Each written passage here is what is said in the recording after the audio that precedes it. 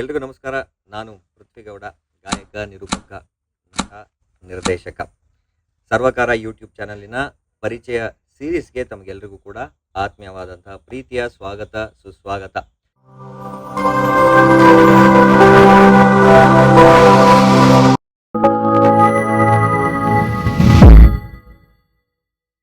ನಾನು ಒಬ್ಬ ಗಾಯಕ. ಓ ಮದನ ಮನ ಮೋಹಿನಿ ಕವಿತೆ ಕವಿತೆ ನಟ, ಅಣ್ತಮ್ಮಂದ್ರ ಅಕ್ಕಂಗಿರ ತಂದೆ ತಾಯಂದ್ರ ನಿಮ್ಮ ಅಭಿಮಾನಕ್ಕ ನಾ ಕೈ ಜೋಡಿಸ್ತೀನಿ.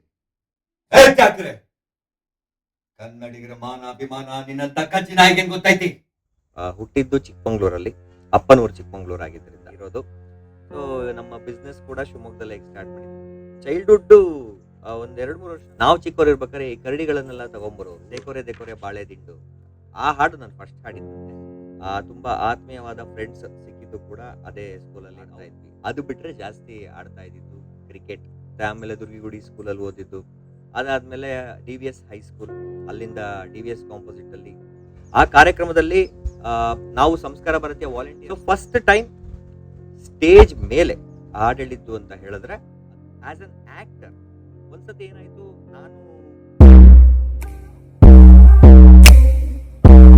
ನಾನು ಆಲ್ಮೋಸ್ಟ್ ಚಿಕ್ಕಮಂಗ್ಳೂರಲ್ಲಿ ಒಂದು ಸ್ವಲ್ಪ ದಿನ ಇದ್ರೆ, ಈ ಹಾಸ್ಪಿಟಲ್ ಸ್ವಲ್ಪ ದಿನ ಇರ್ತಾ ಇದ್ದೆ. ಒಂದ್ಸತಿ ಏನಾಯ್ತು, ನಾನು ಊರಿಗೆ ಹೋಗ್ತೀವಿ ಅನ್ನೋದನ್ನ ನಾವು ಹೇಳಿರ್ಲಿಲ್ಲ. ಯಾವುದೋ ಒಂದು ಫಂಕ್ಷನಿಗೆ ಹೋಗ್ಬೇಕಿತ್ತು. ಅವತ್ತು ನನ್ನ ಕಸಿನ್ಸು ಇರಲಿಲ್ಲ, ಅವ್ರು ಬೇರೆ ಎಲ್ಲೋ ಹೋಗಿದ್ರು ಸಮ್ಮರ್ ಹಾಲಿಡೇಸ್ ಅಂತ ಹೇಳಿ. ಸೊ ಅವತ್ತು ನನಗೆ ಕಂಪನಿ ಅಂತ ಯಾರು ಇರಲಿಲ್ಲ. ಸೊ ಒಬ್ಬನೇ ಇದ್ದೆ, ಬೇಜಾರಲ್ಲಿದ್ದೆ. ಯಾಕಂದ್ರೆ ಈ ನಾವು ಗೊತ್ತಲ್ಲ, ನಮ್ಮ ಏಜ್ ಅವ್ರ ಜೊತೆನೆ ಜಾಸ್ತಿ ಬೆರೆಯೋದು, ಆಟ ಆಡೋದು ಎಲ್ಲ. ಸೊ ಯಾರು ಇರಲಿಲ್ಲ, ಎಲ್ಲ ದೊಡ್ಡವರೇ. ನನ್ನ ಪಾಡಿಗೆ ನಾನು ಸುಮ್ಮನೆ ಕೂತಿದ್ದೆ. ಅವಾಗ ಏನು ಅಶ್ವಿನ್ ಆದರ್ಶ್ ಅಂತ ಹೇಳಿದೆ, ಅವ್ರ ತಂದೆ ನಮ್ಮ ಅರುಣ್ ಅಂಕಲ್, ಅವ್ರು ಬಂದು ಒಂದು ಡ್ರಾಮಾ ಹಾಕಿ ಕೊಟ್ರು, ಮೂರು ಮುತ್ತುಗಳು ಅಂತ ಡ್ರಾಮಾ. ಇದು ನೋಡು, ನಿನಗೆ ಇಷ್ಟ ಆಗುತ್ತೆ ಅಂತ. ಸೊ ಅವತ್ತು ಕುತ್ಕೊಂಡು ಕಂಪ್ಲೀಟ್ ಡ್ರಾಮಾ ನೋಡಿದ್ದೆ. ನಮ್ಮ ಸತೀಶ್ ಪೈ ಸರ್, ಸಂತೋಷ್ ಪೈ ಸರ್, ಹಾಗೆ ಅಶೋಕ್ ಶಾನ್ಭಾಗ್ ಅವರು ಮಾಡಿದಂತಹ ಡ್ರಾಮಾ. ನೀವೆಲ್ಲರೂ ಆಲ್ಮೋಸ್ಟ್ ನೋಡಿರ್ತೀರ ತುಂಬಾ ಜನ. ಸೊ ಅದು ಒಂದು ಕಾಮಿಡಿ ನಾಟಕ. ಸೊ ಅದನ್ನ ನೋಡಿದ ಮೇಲೆ ತುಂಬಾ ಇಷ್ಟ ಆಗಿತ್ತು. ಪ್ಲಸ್ ಇದನ್ನೆಲ್ಲಾದ್ರೂ ಮಾಡ್ಬೇಕಲ್ಲ ನಾವು, ಅಂದ್ರೆ ನಾನು ಆಕ್ಟರ್ ಅಲ್ಲ, ಆ ಟೈಮಲ್ಲಿ ನಾನು ಆಕ್ಟರ್ ಅಲ್ಲ. ಸೊ ಇದನ್ನೆಲ್ಲರೂ ಮಾಡ್ಬೇಕಲ್ಲ ಅಂತ ಒಂದು ಮನಸ್ಸಲ್ಲಿತ್ತು. 6th ಸ್ಟ್ಯಾಂಡರ್ಡ್ ಅಲ್ಲಿ ದುರ್ಗಿಗುಡಿಲಿ ಓದ್ತಿರ್ಬೇಕಾದ್ರೆ ನನ್ನ ಫ್ರೆಂಡ್ಸ್ ಒಂದು 3 ಜನ ಇದ್ರು, ಪ್ರತೀಕ್, ಭುವನ್ ಮತ್ತೆ ಸುಮೇಧ ಅಂತ. ಸೊ ನಾವು ಫ್ರೆಂಡ್ಸ್ ಆಗಿದ್ದೆ ಈ ವಿಷಯ ಡಿಸ್ಕಷನ್ಗೆ ಬಂದಾಗ. ಅಂದ್ರೆ ಮಾತಾಡ್ತಾ ಮೂರು ಮುತ್ತು ಬಗ್ಗೆ ವಿಷಯ ಬಂತು. ಮೂರು ಮುತ್ತುಗಳು ನೀನು ನೋಡಿದ್ಯಾ, ನಾನು ನೋಡಿದ್ದೀನಿ ಅಂತೆಲ್ಲ ಮಾತು ಸ್ಟಾರ್ಟ್ ಆದ್ಮೇಲೆ ನಾವು ಸ್ಕೂಲಲ್ಲಿ ಅದನ್ನ ಕಲ್ತು ನಾವು ಮಾಡ್ತಾ ಇದ್ವಿ. ಅಂದ್ರೆ ಕಿಕಿ ರಾಮನಾಥ ಅಂತ ಒಂದು ಕ್ಯಾರೆಕ್ಟರ್ ಬರುತ್ತೆ, ಅವ್ನು ಹುಡುಗಿ ವಯಸ್ಸಲ್ಲಿ ಮಾತಾಡ್ತಿರ್ತಾನೆ. ಸೊ ಆ ಕ್ಯಾರೆಕ್ಟರ್ ನಾನು ಮಾಡಿದ್ದೆ. ಕುರುಡ ಕೆಪ್ಪನ್ ಕ್ಯಾರೆಕ್ಟರ್ನ ಪ್ರತೀಕ್, ಭುವನ್ ಮಾಡಿದ್ರು. ಸೊ ನಮ್ಮ 3 ಜನ ತಂದೆ ಕ್ಯಾರೆಕ್ಟರ್ನ ಸುಮೇಧ ಅಂತ ನನ್ನ ಫ್ರೆಂಡು ಮಾಡಿದ್ದ. ಸೊ ಫಸ್ಟ್ ಆಕ್ಟಿಂಗ್ ಅಂತ ಮಾಡಿದ್ದು ಅದೇ. ಬಟ್ ನಾವು ಕ್ಲಾಸ್ ರೂಮ್ಗಳಲ್ಲಿ ಮಾಡ್ತಿದ್ವಿ. ಅವಾಗ ಟೀಚರ್ಸ್ ಎಲ್ಲ ಮಾಡಿಸ್ತಿದ್ರು. ಆನ್ಯುವಲ್ ಡೇಲಿ ಆ ಪರ್ಫಾರ್ಮೆನ್ಸ್ ಮಾಡಬೇಕು ಅಂತ ಹೇಳಿ, ಆಮೇಲೆ ಟೈಮ್ ಶಾರ್ಟೇಜ್ ಆಗಿ ನಮ್ಮ ಪರ್ಫಾರ್ಮೆನ್ಸ್ ಇಲ್ಲ ಅಂತ ಹೇಳಿ ನಾವೆಲ್ಲ ಹತ್ತು ನಮ್ಮ ಪೇರೆಂಟ್ಸ್ ಎಲ್ಲ ಟೀಚರ್ಸ್ ಹತ್ರ ಹೋಗಿ, ಇಲ್ಲ ಅವರು ತುಂಬ ಪ್ರಾಕ್ಟೀಸ್ ಮಾಡಿಬಿಟ್ಟಿದ್ದಾರೆ, ಒಂದು ಚಾನ್ಸ್ ಕೊಡಿ ಅಂತ ಹೇಳಿ. ಸೇಮ್ ನಾನೇನು ಸಿಂಗಿಂಗ್ ಹೇಳಿದ್ನೋ ಫಸ್ಟ್ 2 ಅವಕಾಶಗಳು ಅಂಬೇಡ್ಕರ್ ಭವನದಲ್ಲಿ ಹಾಡಿದ್ದು ಅಂತ ಹೇಳ್ಬಿಟ್ಟು, ಅದೇ ಥರ ಆಕ್ಚುಲ್ ಆಗಿ ನಾನು ಆಕ್ಟಿಂಗ್ ಸ್ಟಾರ್ಟ್ ಮಾಡಿದ್ದು ಅಂಬೇಡ್ಕರ್ ಭವನದಿಂದನೇ ಅಂತಲೇ ಹೇಳ್ಬೋದು, ಶಿವಮೊಗ್ಗದಲ್ಲೇ. ಸೊ ಆ ಮೂರು ಮುತ್ತು ನಾಟಕನೇ ನಾವು ಮಾಡಿದ್ದು. ಅದನ್ನ ಮಾಡಿ ಅವತ್ತು ಎಲ್ಲರೂ ಅಪ್ರಿಸಿಯೇಷನ್ ಸಿಕ್ಕ ಮೇಲೆ ನಾವು ಹೈಸ್ಕೂಲು ಒಟ್ಟಿಗೆ ಜಾಯಿನ್ ಆದ್ವಿ, DVSಗೆ. ಆ DVS ಅಲ್ಲೂ ಕೂಡ ನಾವು ಇದನ್ನ ಕಾಂಪಿಟೇಷನ್ಗಳಿಗೆ ಮಾಡ್ತಾ ಇದ್ವಿ, ಅದರಲ್ಲೂ ವಿನ್ ಆಗ್ತಾ ಇದ್ವಿ. ನಾನಾಗ್ಲೇ ಹೇಳಿದ್ದೆ ನಿಮಗೆ ಮಾತಾಡ್ತಾ, CKS ಸರ್ ಅಂತ ಒಬ್ರು ಇದ್ರು, ಫುಲ್ ಸ್ಟ್ರಿಕ್ಟ್ ಅವರು ಅಂತೆಲ್ಲ ಹೇಳಿದ್ದೆ. ಅವರು ಕೂಡ, ಅಂದ್ರೆ ನಾವು ಕ್ಲಾಸ್ ತಗೋತಿರ್ಲಿಲ್ಲ, ಡ್ರಾಮಾದಲ್ಲಿ ಮಾತ್ರ ಅವ್ರು ನೋಡಿದ್ದು. ಸೊ ಕಾರಿಡಾರಲ್ಲಿ ನಡ್ಕೊಂಡು ಹೋಗ್ಬೇಕಾದ್ರೆ ಗುಡ್ ಮಾರ್ನಿಂಗ್ ಸರ್ ಅಂದಾಗ ತುಂಬಾ ಚೆನ್ನಾಗಿ ಮಾಡಿದ್ರಿ ಅಂತ ಹೇಳಿ ಹೋಗಿದ್ರು.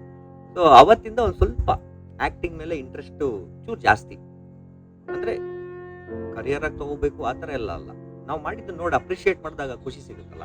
ಸೊ ಅದಕ್ಕೋಸ್ಕರ ಆಕ್ಟಿಂಗ್ ಮಾಡಬೇಕು, ಹಾಡು ಹೇಳ್ಬೇಕು, ಆ ಥರ ಎಲ್ಲ ಒಂದಿಷ್ಟು ಇಂಟ್ರೆಸ್ಟ್ ಜಾಸ್ತಿ ಆಯಿತು. ಅದು ತುಂಬಾ ಸ್ವಲ್ಪ ಸೀರಿಯಸ್ನೆಸ್ ಬಂದಿದ್ದು ಅಂತ ಹೇಳಿದ್ರೆ ಅದು DVSಗೆ ಬಂದ್ಮೇಲೆ, ಹೈಸ್ಕೂಲ್ ಮುಗಿದು DVS ಕಾಂಪೋಸಿಟಿಗೆ PUCಗೆ ಬಂದ್ಮೇಲೆ. ಅಮೃತ ಮೇಡಮ್ ಅಂತ ಇದ್ರು, ಯಾವುದೋ ಒಂದು ಕಾಂಪಿಟೇಷನ್ಗೆ ಆಡಿಷನ್ ಕಾಲೇಜಲ್ಲಿ, ಅಂದ್ರೆ ಸ್ಟೂಡೆಂಟ್ಸ್ಗಳು ಯಾರ್ಯಾರು ಮಾಡ್ತಾರೋ ಅವ್ರನ್ನೆಲ್ಲ ಕರೆಸ್ಬಿಟ್ಟು ಅವರು ಅವರಲ್ಲಿ ಯಾರು ಬೆಸ್ಟ್ ಅವ್ರನ್ನ ಕಾಂಪಿಟೇಷನ್ಗೆ ಕಳಿಸ್ಕೊಡೋದು, ಇದು ಯಾವಾಗಲೂ ನಡೆಯುತ್ತೆ ಸ್ಕೂಲು ಕಾಲೇಜಸ್ಗಳಲ್ಲಿ. ಸೊ ಆ ಥರ ಇದ್ದಾಗ ಮೋನೋ ಆ್ಯಕ್ಟಿಂಗ್ ಮಾಡಿದ್ದೆ. ಹಿರಣ್ಯಕಶ್ಯಪ ಸಂಹಾರ ನಾನೇ ನರಸಿಂಹನ್ ಕ್ಯಾರೆಕ್ಟರ್ ಮಾಡಿ, ನಾನೇ ಪ್ರಹ್ಲಾದನ್ ಕ್ಯಾರೆಕ್ಟರ್ ಮಾಡಿ, ನಾನೇ ಹಿರಣ್ಯಕಶ್ಯಪ ಕ್ಯಾರೆಕ್ಟರ್ ಮಾಡಿದ್ದೆ. ಸೊ ಮೇಡಮ್ ನೋಡ್ತಾ ಇದ್ರು. ಕೊನೆಗೆ ನರಸಿಂಹ ಬರೋ ಟೈಮಲ್ಲಿ ಮೇಡಮ್ಮು ಫುಲ್ ಶಾಕಲ್ಲಿ ನೋಡ್ತಾ ಇದ್ರು. ಮುಗಿದ ಮೇಲೆ ಮೇಡಮ್ ಅದೇ ಹೇಳಿದ್ರು, ನೀನು ಆ್ಯಕ್ಟಿಂಗ್ ಬಿಡಬೇಡ, ಅದನ್ನ ಕಂಟಿನ್ಯೂ ಮಾಡ್ಕೊಂಡು ಹೋಗು ಅಂತ. ಸೊ ಅವರು ಹೇಳಿದ್ಮೇಲೆ ಓಕೆ, ಎಲ್ಲ ಥರದ ಆ್ಯಕ್ಟಿಂಗು ನಾನು ಮಾಡಬಹುದಾ ಅಂತ ಒಂದು ತಲೆಗೆ ಬಂದು, ಯಾವುದೇ ಸಿನಿಮಾ ನೋಡಿದ್ರು ಆ ಡೈಲಾಗ್ಗಳನ್ನು ಕಲ್ಬಿಟ್ಟು ಅದನ್ನು ಮಾಡೋದು.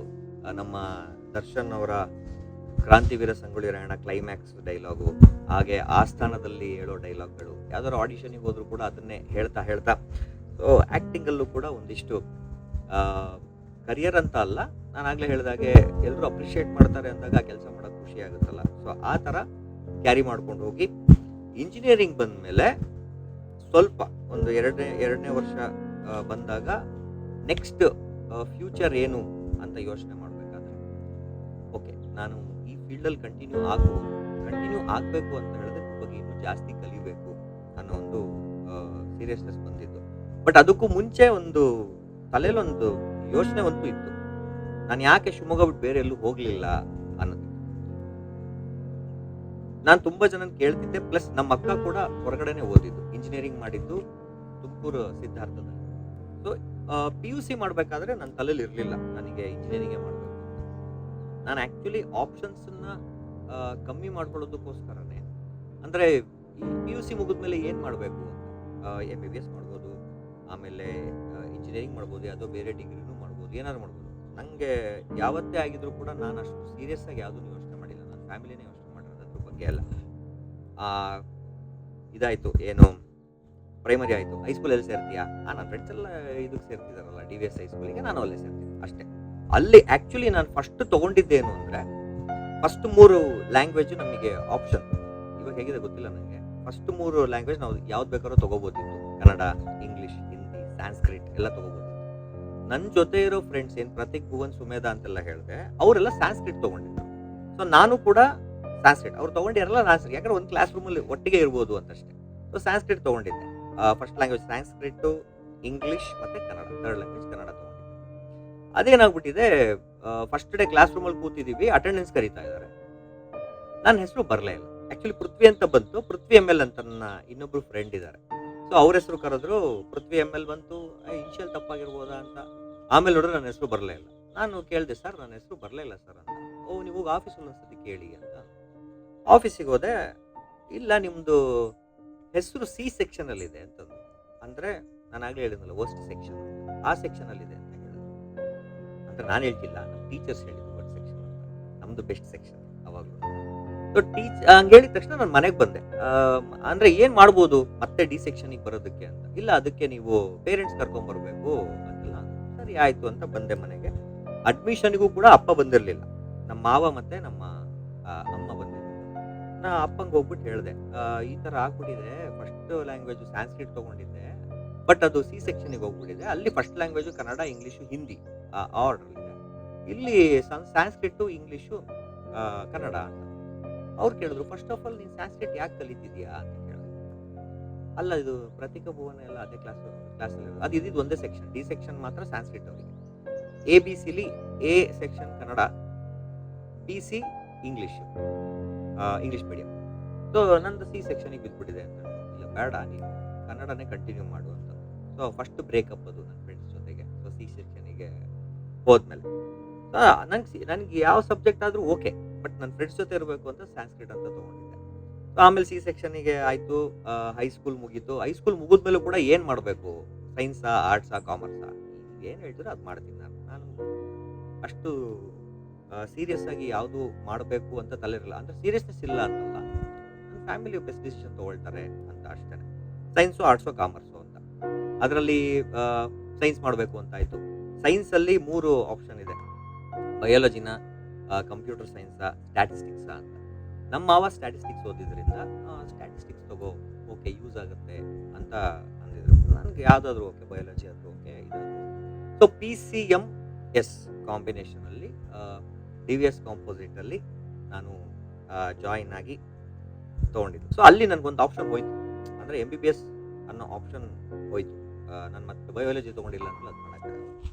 ಸೊ ನೆಕ್ಸ್ಟು ಏನು ಕಾಂಪೋಸಿಟಲ್ಲಿ ಪಿ ಯು ಸಿ ಮುಗಿದ ಮೇಲೆ ಇಂಜಿನಿಯರಿಂಗ್ ಜಾಯ್ನ್ ಆಗಬೇಕು. ಅವಾಗಲೂ ಅಷ್ಟೇ ನನಗೆ ಜಾಯ್ನ್ ಆಗಬೇಕಾ, ಯಾವುದು ತೊಗೋಬೇಕು, ಸಿ ಎಸ್, ಐ ಎಸ್, ಮೆಕ್ಯಾನಿಕಲ್ಲ, ಸಿವಿಲ್ಲ, ಬೇರೆ ಯಾವುದು ಇ ಸಿನ, ಟ್ರಿಪಲ್ ಇನ, ಯಾವ್ದು ತೊಗೋಬೇಕು? ನನಗೇನಿಲ್ಲ, ನೀವು ಯಾವ್ದು ಹೇಳ್ತಿರೋ ಅದು ತೊಗೋತೀನಿ ಅಂತ.